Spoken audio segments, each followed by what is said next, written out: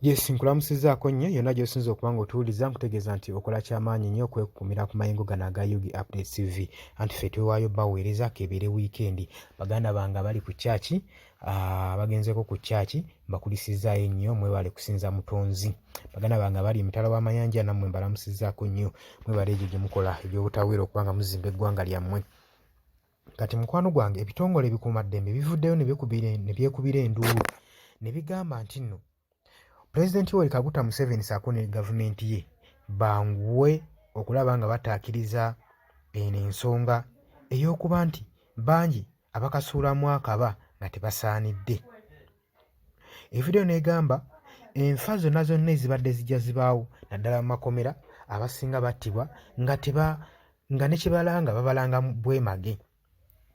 Ebitongole eby'amateeka bivuddeyo ne bigamba nga basaba gavumenti esobole okuba nga ekonsidalinga legal reforms zisobole okuba nga bapreventinga okwongera ku bintu ebikolebwa obukyamu ku ba victims, kwe batwalanga ba victims abafuna okukyunyizibwa, abasafalinga mu ngeri ey'obutamanya nga ne kibalanga tebakimanyiiko, nga ne kibabalanga tebakimanyiiko mayitire mu makomera ga Uganda.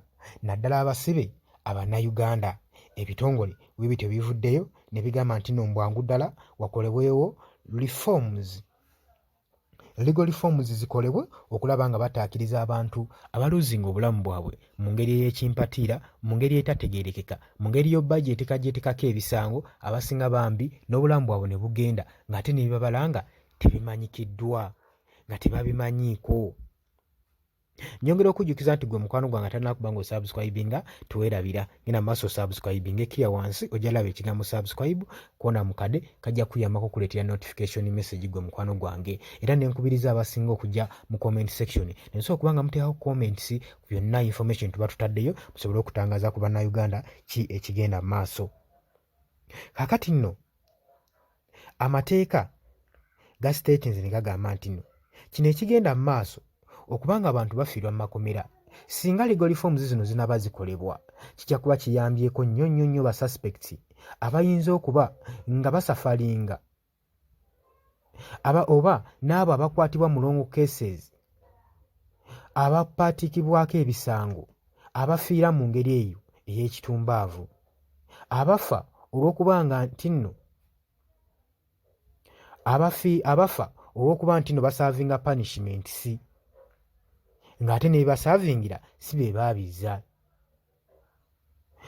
Bannayuganda oba bannamateeka abasinga abakitadde ku social media platforms okwogera ku nsonga eno okuyita gavumenti ya Mwami Yoweri Kaguta Museveni ebeere ng'etekinga action mu bwangu obwetaagisa obw'ekitalo kuba bantu bangi mu lukya obulamu bwabwe bugenda mu ngeri y'obutamanya. Okusinziira ku lipooti etuweereddwa Bannayuganda agamba nti nno abamu okufa okumu okugenda mu maaso abasinga battibwa nga tebalina musango nga bali innocent. Kino nno kigenza okubaawo gye buvuddeko nga Uganda Law Society kejjeeronda omukulembeze waayo omupya ayitibwa Isaac Ssemakadde era mu kulondebwa kwe ng'alayizibwa nga jjaaji yasiteetinze statement egamba nti nga abatuuze ng'abantu ba bulijjo nammwe mukimanye abalamuzi temuli above the law, you are not above the law. Okusinziira ku lipooti yaweereddwa Isaac Ssemakadde abalamuzi abasinga babadde baderivalinga unfair ruling nga bawaayo okusalawo ku misango gyabwe nga tekuli fair nga n'ekirala bakyajinga amount fine sente nnyingi mu ngeri ey'okubeera nga balinamu personal interest. Era lawyer Isaac n'agamba nti nno eyo move ngenda gimenyawo era abadde bakikola bonna abalamuzi ngenda bakyekingamu, ngenda banyiinya. So eno lipooti evuddeyo kubanga egenda kubanga eyambako Bannayuganda abafiira mu makomera, abakinyizibwa mu makomera bambi nga tebalina musango. basajja battu, bakazi battu. Nkutegeeza nti nno obadde muwuliriza mulungi, naye nkusaba ojje mu comment section ojje okomentinge ngulowooza butya gavumenti bwe yandikuttemu abasibe abakwatibwa mu makomera, butya ki byeyanditaddewo, precautions ze yanditutte okunoonyereza okulaba nti nno oba be bakutte ba suspect, ba victims, okulaba nga tebakinyuzibwa. Amateeka gandivuddeyo gatya, bitongole ministries zandivuddeyo zitya okutaasa omuntu aba akwatiddwa mu ngeri ng'eyo. Waliwo bebakwatibwa mu kwekalakaasa nga beekalakaasa nsonga ya mulamwa, awo ne bakwatibwa ne batwalibwa mu makomera ne bataddamu kumanyikibwa mayitire. Bitongole byandibiyambye bitya omuntu ng'oyo alwanirira eggwanga lye, alwanirira constitution y'eggwanga lye?